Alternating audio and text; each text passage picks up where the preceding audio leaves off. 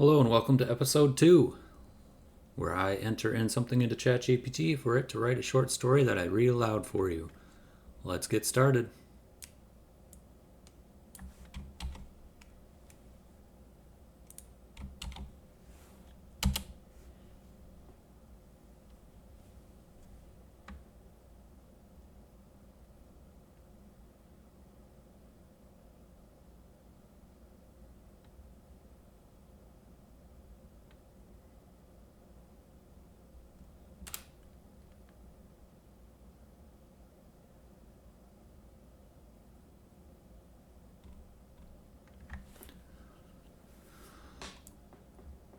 Once upon a time in a small village of Meadowbrook lived an old man named Walter. Walter was known for his kind heart and gentle nature, but he often felt lonely since his wife had passed away.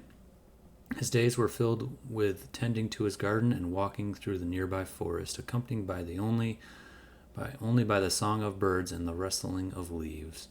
One summer evening, as the sun dipped below the horizon, Walter sat on his porch sipping a cup of chamomile tea.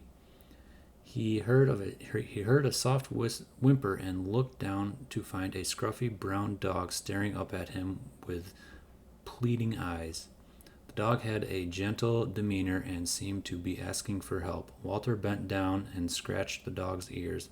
"What's your name? What's the matter, boy?" he asked. To his astonishment, the dog responded, "I'm hungry and lost. Can you help me?" Walter's heart skipped a beat and almost dropped his cup. "Did you just speak?" "Yes," the dog replied calmly. "I've been wandering for days and you're the first kind of face I've seen. You're the first kind face I've seen." Walter, amazed but not frightened, brought the dog inside and gave him some leftover stew. The dog, whose name was Max, explained that he had gotten separated from his family while they were camping in the forest. Walter promised to help him find his way back.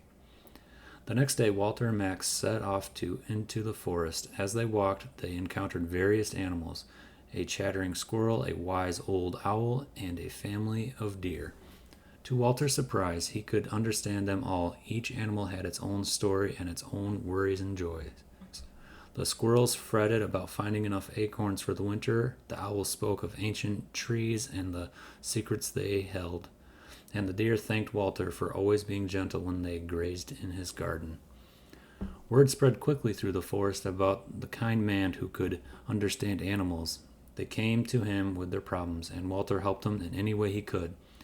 He found lost homes, healed wounds, and even mediated